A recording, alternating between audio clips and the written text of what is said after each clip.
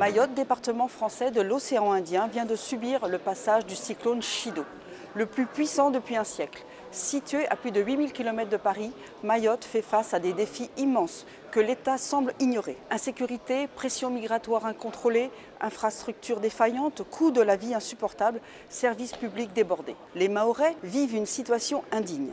L'agriculture, pilier de l'économie locale et moyen de subsistance de milliers de familles, est en ruine. Avant le cyclone, elle représentait 70% des activités économiques de l'île.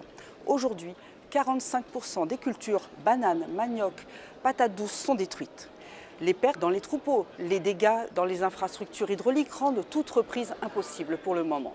Dans un territoire où l'autosuffisance alimentaire est déjà un défi, cette destruction prive des milliers de familles de revenus essentiels. Les agriculteurs confrontés au manque d'accès à l'eau et au manque d'équipements modernes sont laissés sans soutien face à cette catastrophe inédite. L'agriculture n'est pas seulement un moyen de subsistance, elle est une clé pour l'avenir de Mayotte, où 40% des habitants vivent sous le seuil de pauvreté.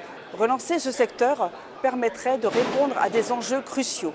Sécurité alimentaire, création d'emplois locaux, réduction de la dépense aux importations. Le gouvernement doit agir urgemment en mettant en place un plan de modernisation agricole et en soutenant la diversification des cultures. Il doit investir dans des structures capables de protéger des exploitants en cas d'aléas climatiques. Les réponses gouvernementales actuelles ne sont pas à la hauteur. L'île a besoin d'un plan ambitieux et rapide. Plus que jamais, la solidarité nationale et européenne est nécessaire pour redonner à Mayotte les moyens de nourrir sa population et de protéger son avenir.